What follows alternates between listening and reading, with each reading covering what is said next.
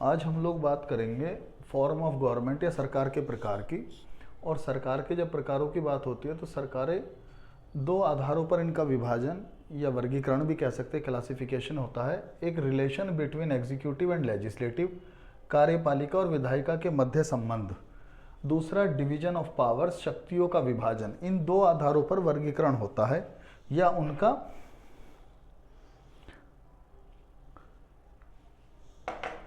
इन आधारों पर जब हम देखते हैं तो सबसे पहले relation between executive and legislative, कार्यपालिका और विधायिका के मध्य संबंध के आधार पर दो तरीके की सरकार बनती हैं। एक को हम कहते हैं पार्लियामेंट्री गवर्नमेंट और दूसरे को कहा जाता है प्रेसिडेंशियल गवर्नमेंट, संसदात्मक सरकार और अध्यक्षात्मक सरकार। जब हम डिवीजन ऑफ पावर्स की बात करते हैं तो इस आधार पर दो तरीके की सरकार बनती है, एक यूनिटरी गवर्नमेंट और एक फेडरल गवर्नमेंट। यूनिटरी गवर्नमेंट या एकात्मक सरकार और फेडरल गवर्नमेंट मतलब संघात्मक सरकार। अब पार्लियामेंट्री और प्रेसिडेंशियल गवर्नमेंट क्या होती है और यूनिटरी और फेडरल गवर्नमेंट क्या होती है, अब हम इसका डिस्कशन करेंगे कि इन दोनों में कैसे पार्लियामेंट्री गवर्नमेंट है, उसके फीचर्स क्या होते हैं और प्रेसिडेंशियल गवर्नमेंट के फीचर क्या होते हैं। दोनों में अंतर भी इसी के माध्यम से पता लग जाएगा आपको। दो हिस्सों में सिंपल करके बात करते हैं।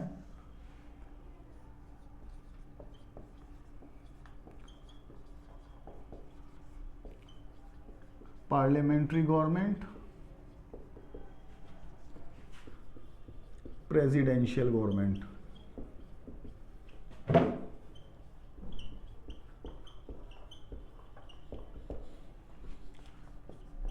संसदात्मक सरकार, अध्यक्षात्मक सरकार।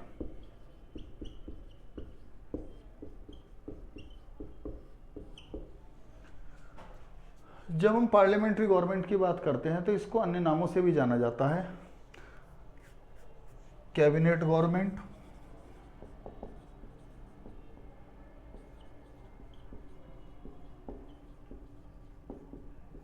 या इसी को प्राइम मिनिस्ट्रियल गवर्नमेंट भी बोल देते हैं।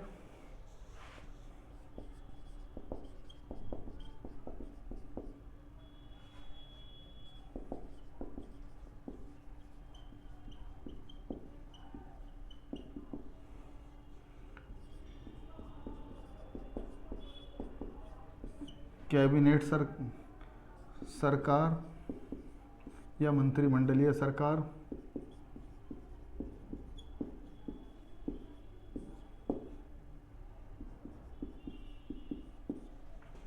या प्रधानमंत्रीय सरकार।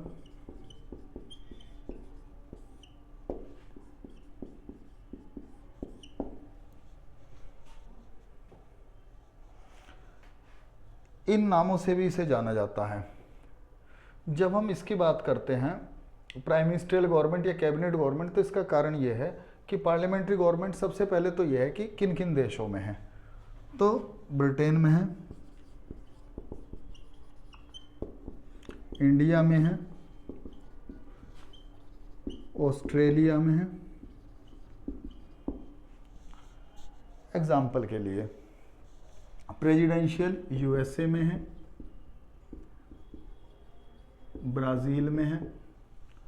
ठीक।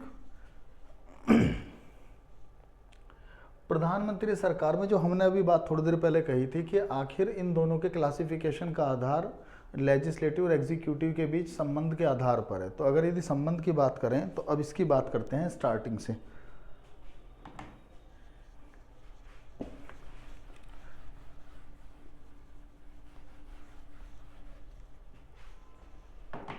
प्रधानमंत्री सरकार पार्लियामेंट्री गवर्नमेंट की यदि बात करते हैं तो पार्लियामेंट्री गवर्नमेंट में यदि आप देखेंगे तो पार्लियामेंट शब्द मैंडेटरी है। इसका मतलब जो सब प्राथमिक शब्द पार्लियामेंट है जो ये इंडिकेट करता है कि कहीं ना कहीं लेजिस्लेटिव की भूमिका कंपैरेटिवली ज़्यादा है।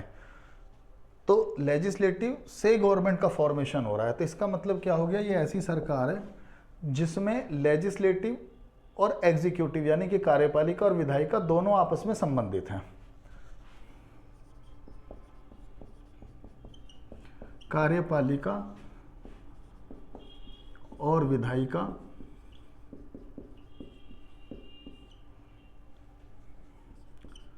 सह संबंधित हैं।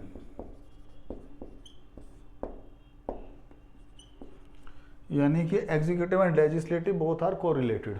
कोरिलेटेड कैसे हैं? पार्लियामेंट्री सिस्टम इंडिया में है। आप लोग देखते हैं कि यहाँ पर जब लोकसभा के चुनाव होते हैं तो लोकसभा के चुनाव के बाद जिस राजनीतिक दल को लोकसभा में बहुमत मिलता है वही सरकार का गठन करता है।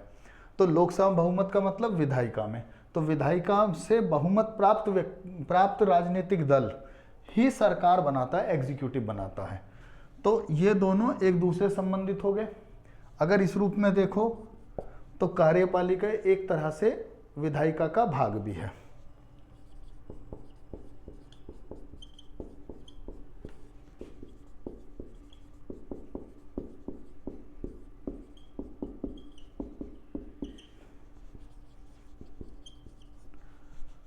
Executive is the part of legislative कह सकते हैं। किस रूप में? चूंकि जब हम लोकसभा के चुनाव भारत में देखते हैं तो जिस राजनीतिक दल को लोकसभा में सबसे अधिक सीटें प्राप्त होती हैं वही सरकार का गठन करते हैं। तो जो सरकार होती है, जब मैंने पहली क्लास में सरकार की बात की थी तो उसमें एग्जीक्यूटिव, लेजिस्लेटिव, जुडिशरी की बात की थी। तो एग्जीक्यूटिव से ही लेजिस्लेटिव का फॉर्मेशन हो रहा है। दूसरी चीज, कार्यपालिका में, कार्यपालिका का मतलब प्रधानमंत्री, मंत्रिपरिषद, मंत्रिमंडल, ये मंत्रिमंडल मंत्रिपरिषद का ही भाग होते हैं। जब इनसे बनते हैं तो ये सारे लोग विधायिका के सदस्य होते हैं। भारत के अंदर क्या है कि यदि कोई व्यक्ति किसी भी पद पर, जो मंत्री का पद है, चाहे वो राज्य मंत्री है, कैबिनेट मंत्री है, वो व्यक्ति अधिकतम 6 माह तक ही मंत्री रह सकता है यदि वह विधायिका का सदस्य यानी कि लोकसभा और राज्यसभा का सदस्य नहीं है। तब तीसरी चीज, जब कार्यपालिका विधायिका का भाग है तो कार्यपालिका किसके प्रति जवाबदेह है, या अकाउंटेबल है, या उत्तरदायी है? विधायिका के प्रति।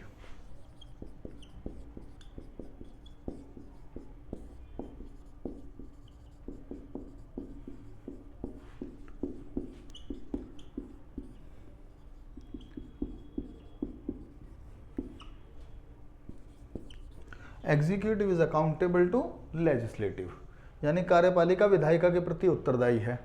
जब कार्यपालिका विधायिका के प्रति उत्तरदायी है तो वो क्यों है? क्योंकि फॉर्मेशन तो विधायिका से हुआ है।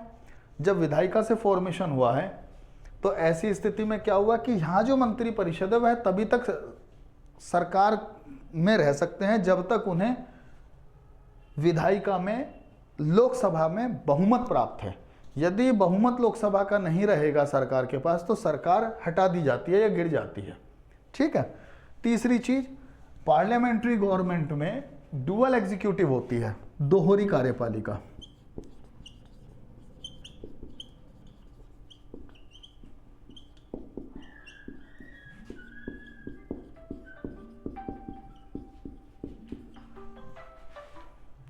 दोहरी कार्यपालिका होती है। दोहरी कार्यपालिका का मतलब यह है कि यहां पर कार्यपालिका दो तरीके की है। एक आप बोलते हैं नॉमिनल और दूसरा रियल, यानी कि नाममात्र और दूसरा वास्तविक। जब नाममात्र की बात करते हैं तो नाममात्र में आपके राष्ट्रपति आते हैं, और जब वास्तविक की बात करते हैं तो वास्तविक जो शक्तियां हैं वो मंत्रिपरिषद के पास है, और मंत्रिपरिषद के हेड कौन होते हैं? Prime minister.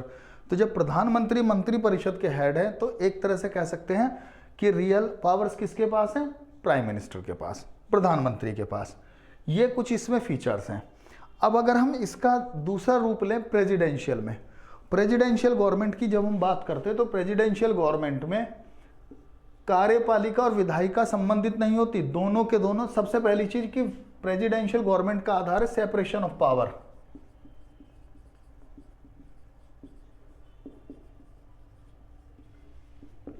शक्तियों का पृथक्करण।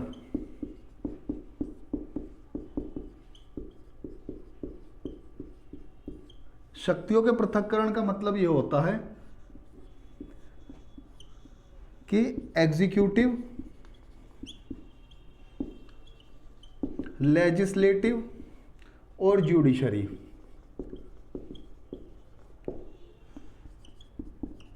कार्यपालिका,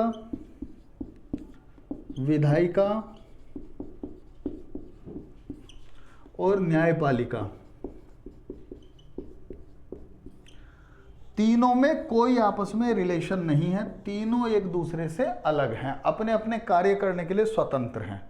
जैसे यहां पर तो रिलेशन हो गया दोनों के बीच में, यहां पर तो ये हुआ कि भाई एग्जीक्यूटिव का गठन ही लेजिस्लेटिव से हो रहा है, तो यहां तो शक्तियों के पृथक्करण की या सेपरेशन ऑफ पावर की कोई बात ही नहीं आई है। लेकिन यहां पर आधार ही ये है, जैसे पार्लियामेंट्री में क्या है कि एग्जीक्यूटिव जो है वो लेजिस्लेटिव का भाग बताई गई, यानी कि ये दोनों आपस में जुड़े हुए हैं, इसी से इसका गठन होता है। ठीक, अब यहां पर क्या है कि ये तीनों अलग अलग हैं, इन तीनों में अपना एक सेपरेशन है। कार्यपालिका का गठन विधायिका से नहीं होता। इसका मतलब पहला पॉइंट जो पार्लियामेंट्री में लागू हो रहा था वो यहां पर लागू नहीं होता है। उसका कारण क्या है कि दोनों की शक्तियां अलग हैं। यहां पर एग्जीक्यूटिव के लिए अलग से चुनाव है और लेजिस्लेटिव यानी कि विधायिका, जो अमेरिका में जैसे हिसाब से कांग्रेस बोलते हैं, सीनेट और हाउस ऑफ रिप्रेजेंटेटिव है, प्रतिनिधि सभा, उनका इलेक्शन अलग होता है। ये इसके प्रति, जब इन दोनों में को रिलेशन ही नहीं है, कोई आपस में संबंध ही नहीं है, दोनों अलग अलग हैं, पृथक हैं, तो ऐसे में ये इसके प्रति अकाउंटेबल भी नहीं है, जवाबदेह भी नहीं है, और जब जवाबदेह भी नहीं है तो ये इसका भाग भी नहीं है। ठीक, इसका भाग क्यों नहीं है? जैसे यहां पर पार्लियामेंट्री मैंने बताया था कि भाई एग्जीक्यूटिव इसका भाग होती है, क्यों होती है? क्योंकि मिनिस्टर या मंत्री परिषद का गठन ही जो होता है वो उन्हीं से होता है जो पार्लियामेंट के सदस्य हैं, संसद के सदस्य से, वही मिनिस्टर बनते हैं। लेकिन यहां पर क्या है कि जस्ट अपोजिट है। अगर एग्जीक्यूटिव में किसी को मिनिस्टर बनना है वहां पर, तो यदि वो है विधायिका का सदस्य होगा तो विधायिका से उसे रिजाइन करना होगा, तभी वो एग्जीक्यूटिव में आ सकता है। ऐसा नहीं है कि यहां पर विधायिका का मेंबर ही एग्जीक्यूटिव का मेंबर या एग्जीक्यूटिव में आ जाए, दोनों अलग अलग हैं। अब एक चीज और यहां पर काम की, जो ये सेपरेशन ऑफ पावर कंसेप्ट है, ये बेसिकली एक पॉलिटिकल थिंकर है मॉन्टेस्क्यू।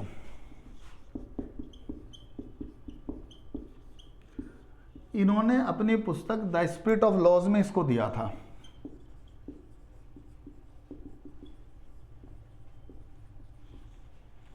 इस किताब में इन्होंने अपना सेपरेशन ऑफ पावर का कंसेप्ट दिया एक डेमोक्रेटिक सिस्टम के लिए, और उनका यह कहना था कि यदि ये तीनों अलग होंगे तो एक बेहतर लोकतांत्रिक व्यवस्था होगी, ना कि कोई तानाशाही व्यवस्था या ऐसी व्यवस्था जो एक दूसरे के मामले में दखल दे। ये इस कंसेप्ट को लेकर आए थे और इस कंसेप्ट को यूएसए ने अडॉप्ट किया। पर एक चीज और भी है, यूएसए में, अमेरिका में क्या है कि प्रेसिडेंशियल गवर्नमेंट में होता क्या है कि जो बेसिक सेपरेशन ऑफ पावर है, लेकिन इसके साथ में एक कंसेप्ट हो रहा है वहां पर, चेक एंड बैलेंस।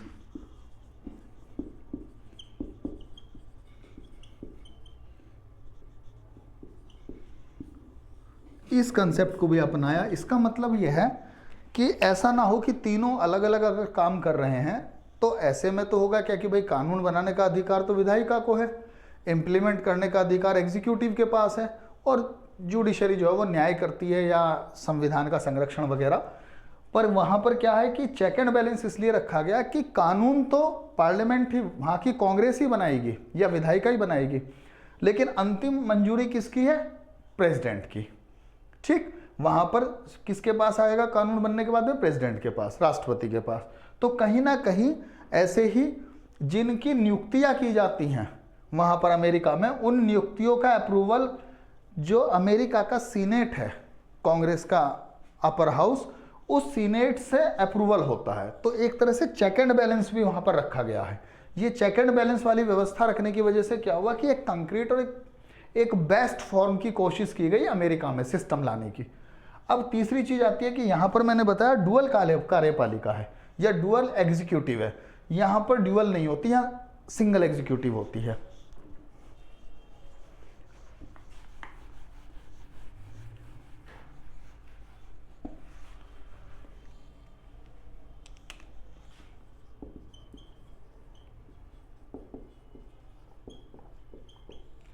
यानी कि स्टेट हेड भी वही है और गवर्नमेंट हेड भी एक ही, और वो कौन होता है? प्रेसिडेंट।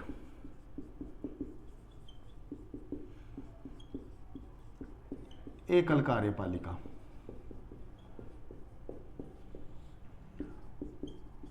राष्ट्रपति। हमारे यहां तो क्या हुआ कि भाई स्टेट हेड की बात करें या कंट्री हेड की बात करें तो प्रेसिडेंट हो गए, और जब हम गवर्नमेंट हेड की बात करते हैं तो प्राइम मिनिस्टर हो गए। लेकिन जब हम अमेरिका की बात करते हैं या प्रेसिडेंशियल गवर्नमेंट की बात करते हैं तो वहां पर क्या हुआ? सिंगल एग्जीक्यूटिव है, एकल कार्यपालिका, यानी कि नॉमिनल और रियल वाला नहीं है, जो भी है एक ही है रियल, और वो है राष्ट्रपति। यही हेड ऑफ स्टेट है, यही हेड ऑफ गवर्नमेंट है। ठीक, इसके बाद में नेक्स्ट चीज आती है यहां पर जो लाया गया हमारे पार्लियामेंट्री सिस्टम। तो पार्लियामेंट्री सिस्टम किस चीज पे सबसे ज्यादा जोर देता है? उत्तरदायित्व पर।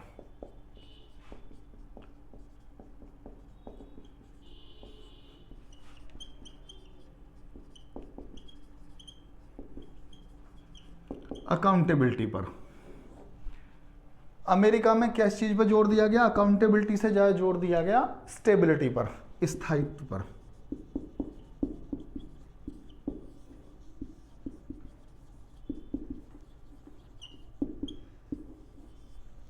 स्थायित्व पर जोर दिया गया। अब क्या क्या बातें आई? मेन इधर आया, वहां पर स्टेबिलिटी मेन है। अगर आप देखेंगे तो राष्ट्रपति का चुनाव होता है 4 साल के लिए, और 4 साल के लिए वो नियुक्त हो जाते हैं। 4 साल से पहले एक ही स्थिति में हटाए जा सकते हैं अगर उन पर इम्पीचमेंट आता है या उनके खिलाफ में कोई महाभियोग की प्रक्रिया शुरू होती है। इधर की बात करें हम पार्लियामेंट्री, तो पार्लियामेंट्री में अगर एक बार गवर्नमेंट फॉर्म हो गई तो उसके बाद भी निरंतर पार्लियामेंट में जो आप सेशंस देखते हैं, जब हमारे संसद के सत्र चलते हैं तो उसमें आप देखते हैं कि विपक्ष अक्सर सरकार से सवाल पूछता है। तो जो सरकार से सवाल पूछे जाते हैं और सरकार उन सवालों का जो जवाब देती है, तो वो जो जवाब का देना है वही अकाउंटेबिलिटी है।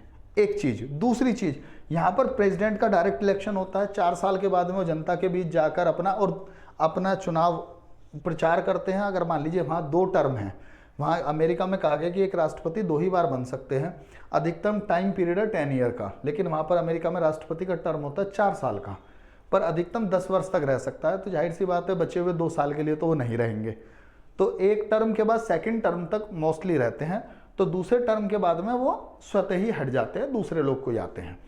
अगर हम यहाँ की बात करें तो यहाँ पर क्या है कि राष्ट्रपति 4 साल तक, एक बार जो चुन लिए गए वो 4 साल तक अपना कार्य पूरा करते हैं। उसके बाद में फिर न पब्लिक के बीच जाते हैं, जनता के बीच, और जनता से अपने मुद्दों पर वहाँ पर डिबेट्स आप देखते होंगे अगर टीवी पर ध्यान देंगे प्रेसिडेंट के इलेक्शन में, कि आमतौर पर रिपब्लिक और डेमोक्रेटिक पार्टीज़ के जो प्रेसिडेंट के उम्मीदवार भी होते हैं वो अक्सर डिबेट में आपको दिखेंगे। भारत में क्या है, यहाँ पर एक बार जो सरकार बन गई, वो सरकार जो बनी वो जब जवाब देती है लोकसभा में, राज्यसभा में, उस जवाब के बाद में भी अगर सरकार का बहुमत नहीं रहा तो सरकार समय से पहले भी जा सकती है। भारत में पहले आपने देखा होगा, अभी जो 2014 के बाद में या 14 के बाद से लगातार स्टेबल गवर्नमेंट है और एक मजबूत सरकार है।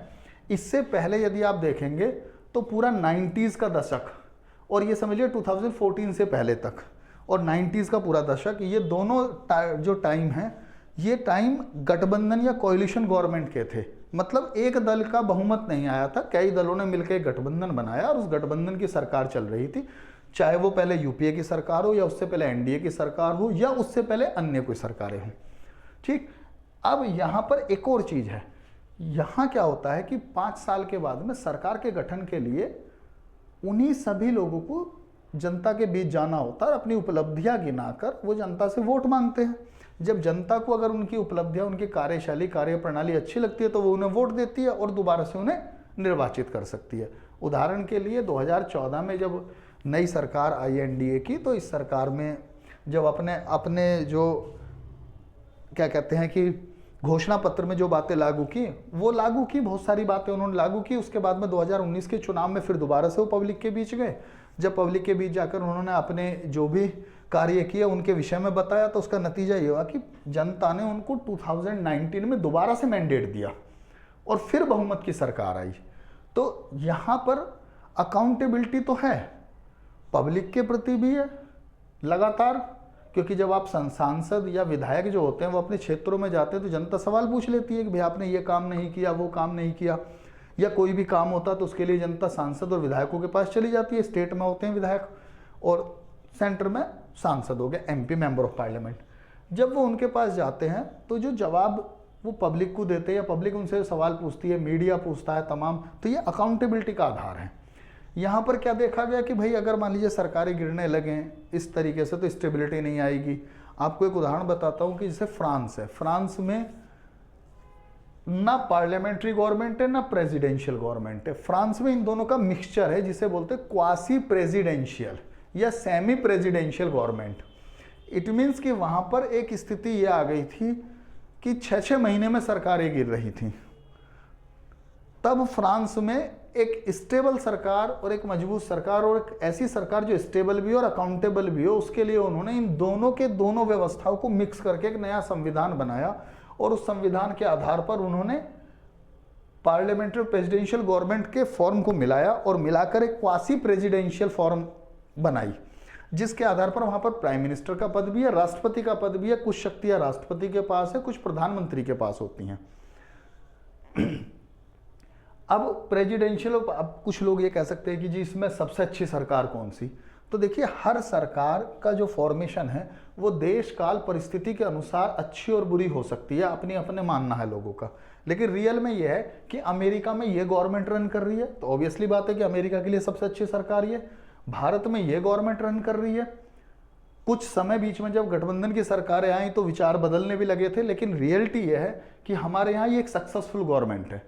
तो जब पार्लियामेंट्री फॉर्म जो गवर्नमेंट का है वो हमारे यहाँ बहुत बेहतर काम कर रहा है, तो ऐसी स्थिति में भारत के लिए सबसे अच्छी सरकार ये है और अमेरिका के लिए ये है। लेकिन वहीं पर जो मैंने थोड़ी देर पहले एग्जांपल दिया फ्रांस का, कि फ्रांस में यदि आप देखें तो वहाँ ये सिस्टम भी फेल किया, ये भी फेल किया, फिर एक उन्होंने अपना नया सिस्टम बनाया इन दोनों को मिक्स करके।